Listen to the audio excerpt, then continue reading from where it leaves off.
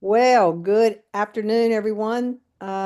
Welcome to What's Your IQ? Let's talk about our impact quotient with Nancy Barbie. And I'm so proud to have a friend, but someone that I've known for quite a number of years and been involved with through the Polio Plus program at Rotary International. We have Carol Pandak, who is the director of the Polio Plus campaign or program at Rotary International. Carol, how things there? What's going on? Nancy, great to be here. Thanks for having me. We're starting a new year, right? And we start a new year with fresh optimism that we will make progress this year, um, building on the progress that we've made over the past years. And so I'm excited for a new year and know that the entire Rotary world is really pushing in our favor or pulling in our favor. Everybody is anxious to, make progress and get the job done. So That, it's the beginning of a new year is always an exciting time. that's exactly right.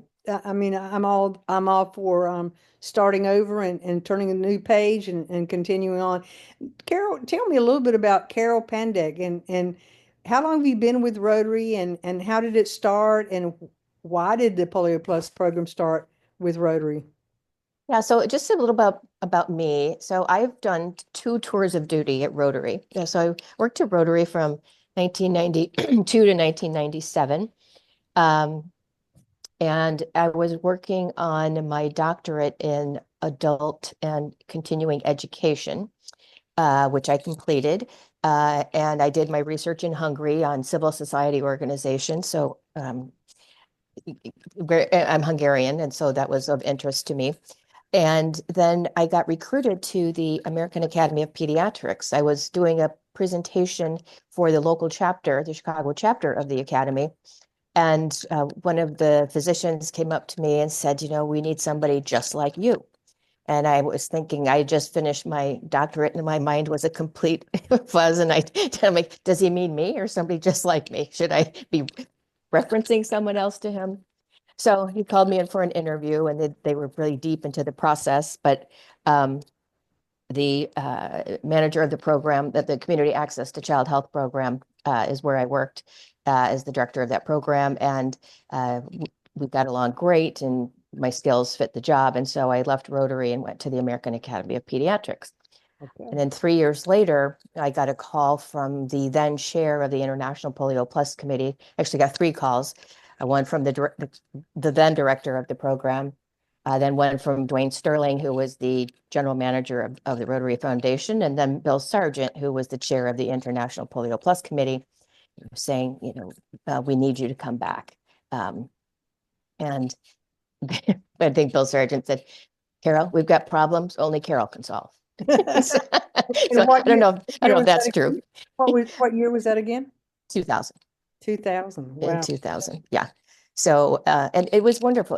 Bill and I had a terrific working relationship, and some people found him it's challenging to work with. I never did. I found him to we perfectly understood our roles. He did the political Rotary stuff. I did the programmatic administrative stuff, and we kept in our own camps. But That's great. Well, and tell me a little bit about how did the program work at that time? What was your role? I mean, what did you do there? Yeah, my role at that time was called, geez, I can barely remember, Nancy, but it was volunteer support. I think I was the supervisor for volunteer support or something like that. So, and Michael Diamond was he was the director of humanitarian programs at the time at Polio, and humanitarian grants or matching grants were sort of the big programs underneath the larger humanitarian grants area. And then those two split off. The polio program split off into its own program, separate from the matching grants program. So, um, yeah. So, and then I came back as I don't think it was called director at the time. I think it was manager, manager of the Polio Plus program. And then our titles have changed over the years. Well, that was quite a number of years after Rotary got involved with polio eradication. Yeah, I mean, well, we did our first, campaign in 1979 in the Philippines. We launched the Polio Plus program in 1985. You think about it, it was like 1988 is when the Global Polio Eradication Initiative was launched with Rotary, based on Rotary success and raising the $247 million. We had all of these Rotary volunteers that were, right on the front lines of helping, especially in South America and the Americas. So you figure 1988 to 2000 isn't that long, right? When you think about the formal GPEI, I've been, working within the GPEI longer than I have not been working in the GPEI. Yeah, I can see that. So you were there before complete eradication anywhere. So, India was just Yeah, free to the 20. Americas were free, right? The Americas were free. But yeah, there's been regions, the Western Pacific, the European region, Southeast Asia, have all been declared. Africa, wild polio virus free. So yeah, I've seen some of the most amazing milestones. And I think one of the things that it just stands in my mind is the photo montage of the last child to have polio in a particular region and the amount of connection we had to those children that especially the child in Peru, a Rotarian, took him under his wing. All right. And same in Europe, the child in Turkey, really trying to make sure that, that they're well cared for as they grow up. And so I think that's been a really kind of a special experience. Wow. So, and what exactly does I mean, I know what the program does, but Yeah. tell us a little bit about how it works, what you do with the program, and how it's changed over a period of years. Yeah. So what the Polio Plus program does, where it's sort of interesting because there's the administrative elements of the program. So we're raising, $50 million every year through our Rotary members. And they doing fundraisers in the community, et cetera. It doesn't, it's and personal donations. And that's matched 2 to 1 by the Bill and Melinda Gates Foundation. So that's $150 million a year that we are raising for polio eradication.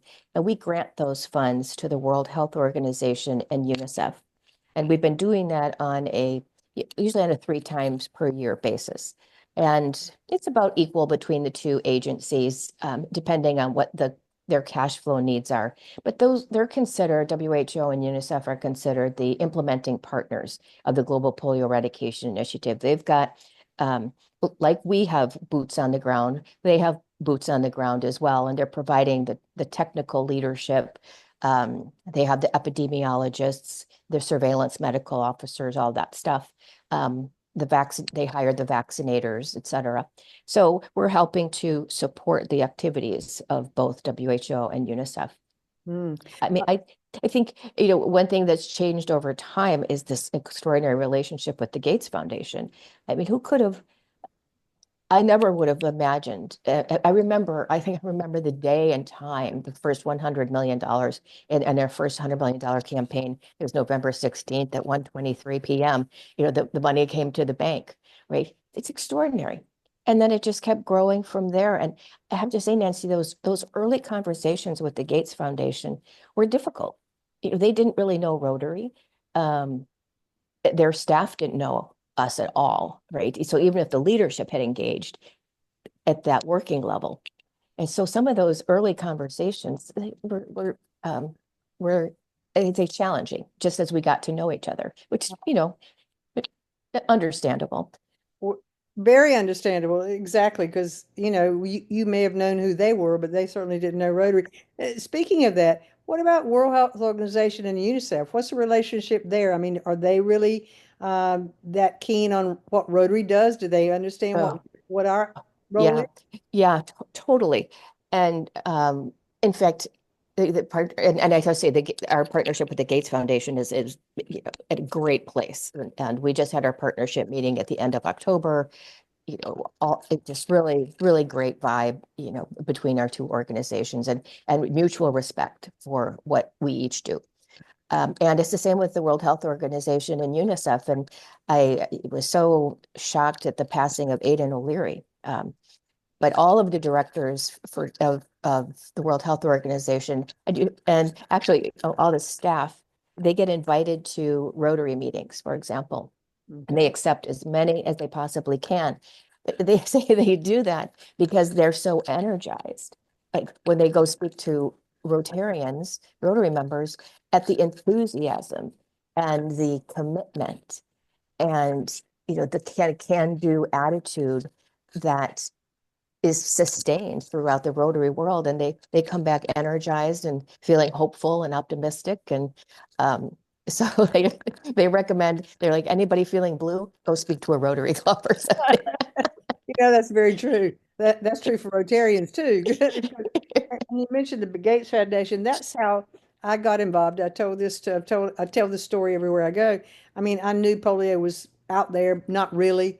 I never paid that much attention to it. I was new in Rotary and didn't, that's the first time I heard that polio was anywhere still in the world.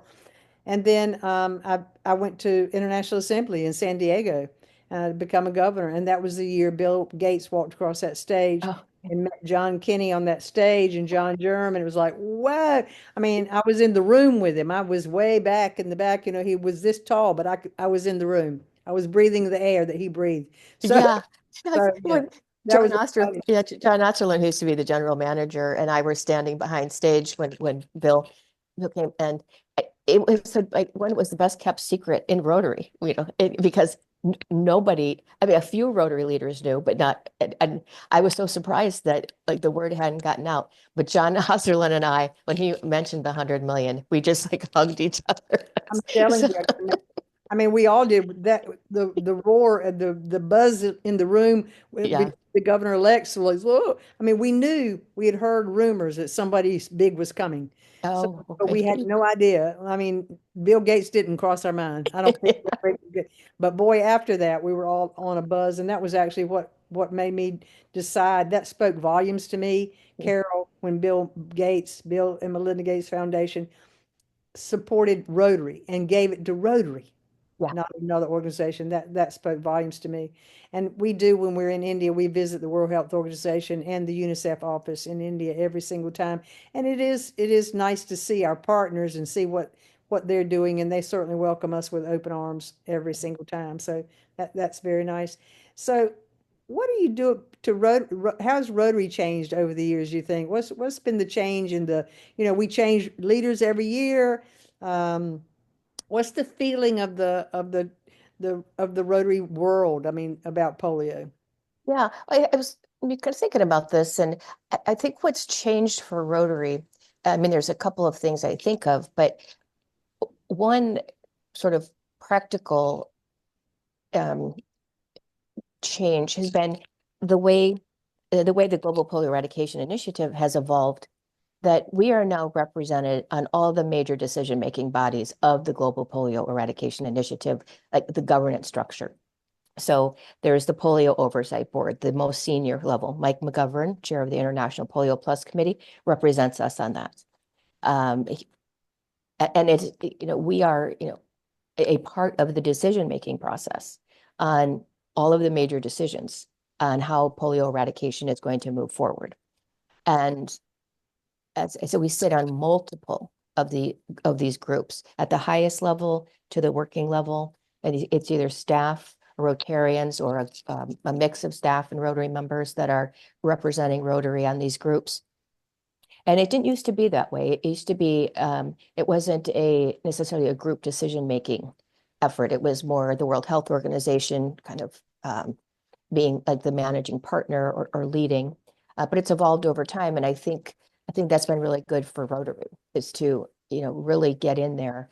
And, we're one of the largest investors, for sure, in polio eradication. So I think that that has changed for Rotary. I think what has stayed consistent in Rotary is the commitment of Rotary leadership to the cause, right? It's impressive, and that's what our partners really speak about. And for Rotary, we've had, since I've been working on polio, we've had 3 chairs of the International Polio Plus Committee. And it just works differently at our partner organizations. They have more change at the leadership level just based on their governance structure. Or the directors of polio eradication change or something. But what's interesting about the Polio Plus team at Rotary is that some of us have been together for like 25 years, like Wow. on my team. And it was interesting because I was at Rotary for a while. My first tour of duty, I was in Polio Plus for 1 year, and then I went to the academy. So some staff members stayed in polio, some left Polio Plus, but when I came back, they came back. And so, got the band back together, as it were. So we have been together and we talk about it, like we've, people have gotten jobs, gotten married, had babies, gotten divorced, got remarried, kids have graduated, they're in college, they're getting jobs, the whole gamut. That's So, amazing, isn't uh, it? Yeah. that's Rotary is just the consistency, I think is really remarkable. Well, it's true. And then when the bug bites you, when the rotary bug bites you, it's sort of a ongoing itch that you have to make sure that that you're hanging on to. So I understand that. I mean, I've worked with the districts and the clubs, and on this level with the districts and the clubs, I hear a lot about, well, why isn't Rotary recognized more? Why aren't we recognized? Bill Gates gets on the uh, news or something, or there's an article about it, and Rotary's not mentioned. What do I say to those people, Carol? That's uh, we hear that as well.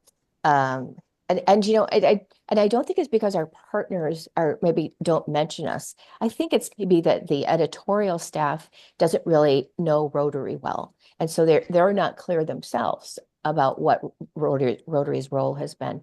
We have a great Polio Plus communications team, and if what we were doing for a while, and maybe we should do this again, is archiving all of the articles where we are mentioned, Good idea. because that helps, to show like, well, we weren't mentioned in this one, but look, here's 25 articles or however many where we were mentioned. So I think I think people assume if they don't see it in one article, it's happening in every single piece of press, and I just don't think that's true.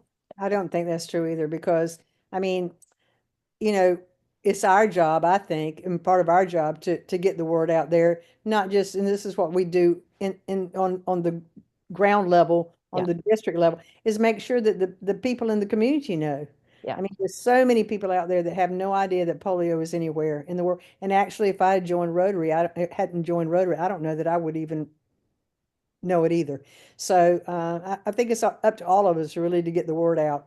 And yeah, I'd like to see that list and that would be very helpful. Pass it to Claire so Claire can pass it to us to say, yeah, here we are. We have been mentioned. We are mentioned a lot of times. We are in the news a lot of times. I think that'd be very helpful, actually.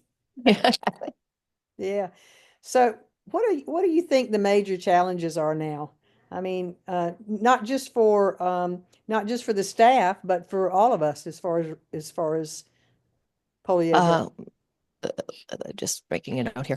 Um, what are the major challenges? I was thinking, what's also been consistent over time is the places where polio exists, like the challenges within those geographies, right? These are um, places that have complex humanitarian emergencies that are often afflicted by conflict, have very fragile health systems, um, are economically challenged, right? And so it's not surprising to me that, for example, we still have polio in Pakistan, perhaps because there are certain areas in Pakistan where access is limited, right? And there are pockets of children that continue to be missed, or the children are malnourished, and their uptake of the vaccine is challenged. So I think there are just certain geographies that lend themselves to diseases, and not only polio, right? These kids are being impacted by measles and all sorts of other things.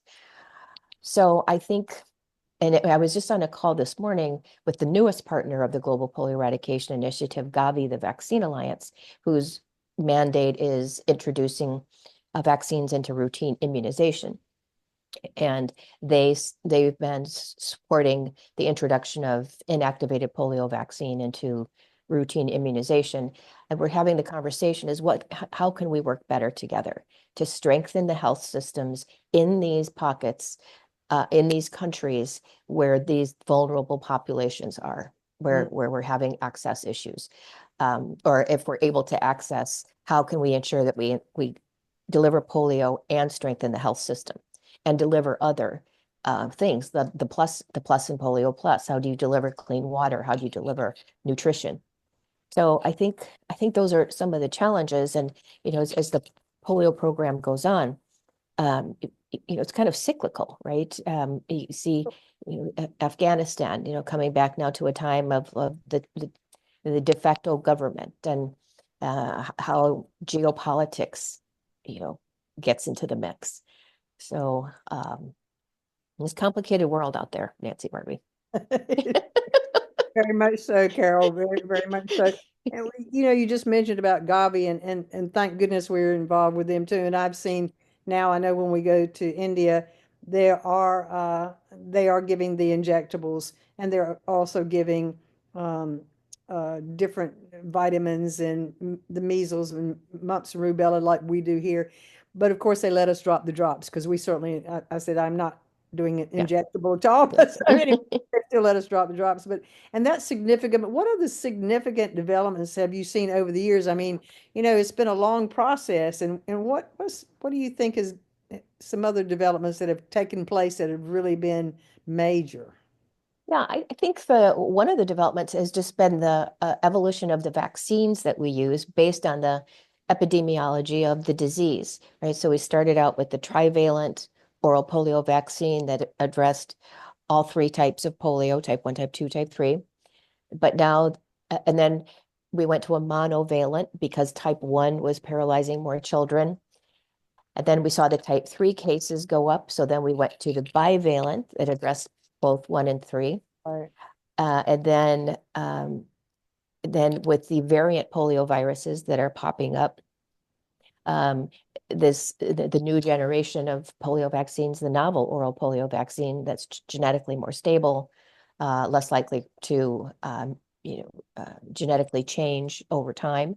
That's been a huge development recently, but also the use of technologies like GIS, GPS to map communities better, from space, so you can see whether there's a village there or not. And this was particularly useful in Borno, Nigeria, when Boko Haram was active there.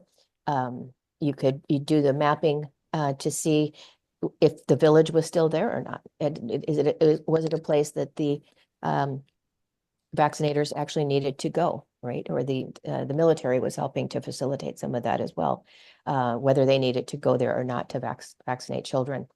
Or GPS on the vaccine carriers that the vaccinators are carrying to see, or just to map their movements, making sure they're getting to all the settlements that they're supposed to be going to. I think the use of technology has been helpful to the program. And so those are a couple of things, the vaccine vial monitors that are used to determine if the vaccine is still potent, right? Mm, And it's an easy, if the little dot is, dark purple, that's right. you don't use it. So I think all of those things, contribute to, just honing in, getting closer and closer. Um, Good point. I didn't even think about but yeah, technology. It's going to be interesting to see how artificial intelligence will contribute to the polio eradication effort, which I think is possible. I mean, it can it's do very everything else. possible. It can do everything else. But we hear a lot about I'm sick to death of polio. When do we stop? Where can we stop? And there's a lot of fatigue in polio fundraising. Do you see a fatigue in different areas that are more prominent than in other areas? I mean, United States versus countries that are still dealing with polio. Do you see uh, fatigue in different ways there? Yeah, I don't know that I see different fatigue. There may be different reasons for the fatigue, right? Because maybe or is the US Rotarians are contributing more than maybe some other area where, their fatigue is more about just the constant need to vaccinate children, right? Um, and so, but by and large, I have found that Rotarians are supportive, right, of the effort. And I think because we are so close, and I think there's a general understanding that if we stop now, and I mean, not only is it a humanitarian disaster because more children will be paralyzed, right? But the investments that we've made to date, because you really through our polio program, we're not only eradicating polio, we've developed this, laboratory system, 146 labs around the world.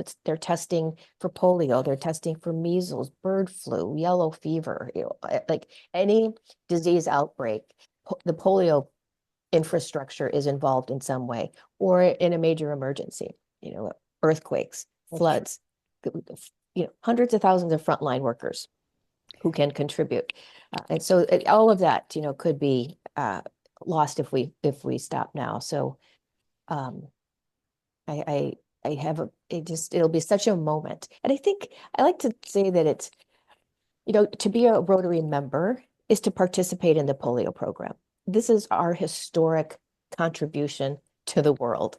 And I would think every member would want to do something to say, I was part of history. Absolutely, absolutely. Um, like I said, a lot of people don't know about polio still, Yeah. even some new Rotarians. So we need to really get that word out there. We really needed to push and educate about it. Because, and you're right, Carol, if you're in Rotary, this is what we do, isn't it? This is What what we do. this You is said that the rotary bug bites you, the polio eradication bug bites you, right? Because you're having an impact, and you could have historic impact, you know. absolutely. You know, Uh, I told you about it. I'm gonna switch. I'm doing a commercial break here for a minute. But we talked about my my colleague Colleen Bonadonna and I in Zone 33, and I are going to go across country with the polio torch to raise awareness, raise funds, and we're going to be using Raise for Rotary. You'll be I'll tell you more about that later on or privately. But what are some other you put me in touch with another campaign. What are some other campaigns that you know that are headed, big things that are headed our way, headed to Calgary? so there's a couple. There's some guy, he calls it his Barco Lounger, that he's riding his Barco Lounger to Calgary. And he did this before, maybe to Atlanta. But he's got a new, uh, I think he built the last one himself, perhaps, but it's actually attached to a bike. And so you can sit in this thing, right? And he can, pull people along on his bike. And so he's coming to Calgary. There's two they're Rotary members, two young people from Brazil that are going to be traveling through what 19 countries, 27 countries, something like that, driving a car all throughout South America, then up the East Coast of California. I think they're hitting Alaska, and then they're coming down to Calgary. But Uh, but it's really amazing. It's because they're so young, right? And it's just good to see that type of engagement. And then of course there's driving your car, and so there's no or driving a car yeah, maybe. the car. Yeah, so it would be kind of cool, Carol. I'm just going to put this thought in your head. It'd be kind of cool if all of us that are doing that meet up sometime at the polio booth in House of Friendship or something. Um, We were talking about that the other day, just that all of the different, activities. It would be great to have a space. Yeah, obviously the Polio Plus booth, right? Because Gotta be cool. that's the no-brainer. But then you Yeah, can talk about it. That's what people want to hear. They want to hear the inspirational stories, and it gives them ideas, about what they can do. If there's, like, I want to participate, but I'm not sure what I should do, and not everybody can drive across the country, but everybody can do something. absolutely, absolutely. And we thought it would be a fun way to see the country, but also meet Rotarians along the way and meet polio survivors and meet big donors and people that are really doing something in their local community and spotlight them. That's what we're looking for, to spotlight the people across as we go across country that are doing big things for polio too. So yeah, Yeah, a friend of mine from the CDC, when he retired um, from CDC, Bob Keegan, he and his wife rode across the United States, and they invited all their friends to participate. And so I joined in what I was hoping, and it turned out to be pretty much true, the flattest part of the ride. So I was going to go to Missouri, but uh, there's like dogs and mountains involved. So I yeah, decided to go to Kansas. yeah. But I rode with them for 3 or 4 days. But when Bob was like riding on his own, um, I hooked him up with Rotary clubs along the way, and it was really cool to see the stops that he made. And I repeated that ride almost exactly as I did the first ride 10 years after the first ride. Bob unfortunately died, and his wife did the ride again. Yeah, Oh wow. with his brother and another friend, and I joined him in the exact same place as I did the first time. Well, that's great. That's good to know. And then we'll be hitting up everybody that we know along the way. Any contacts you've got along the way, we'll send you the route that we're taking. And Yeah. and we've already made some contacts, but other contacts along the way that want us to stop and say hello, get a picture with the Rotary torch, and do some fundraising there or whatever they want us to do. I think that'd be a lot of fun. Yeah. Carol, what is one thing that you could tell the Rotary world about polio? If you have one message that you would like to send to everybody in the world, what would you say? I think I go back to my um what I was previously, mentioning that, to be a part of Rotary is to participate in the Polio Plus program in some way, shape, or form. Because this is historic. And I think that's you're part of history. I'm part of history. We're making history. And it's just not very often that you can say that, that it has global impact. It is a global public good. Everybody, everywhere benefits from a polio-free world in perpetuity. So Absolutely. I Absolutely. think, to be a part of that and to actively be a part of that is a phenomenal opportunity that not every organization is able to offer that to their members. 100% agree. 100%. Carol, thank you so much for joining me this afternoon and for all that you do for Polio Plus and for keeping us on track and sending out information and making sure we know where we are and where we're headed and what we need to be doing. So thank you so much for joining me today. This has been What's Your IQ? Let's talk about our impact quotient. And I think we did with Nancy Barbie. Thank you, Carol. Thank you, Nancy, and thanks for everything you do.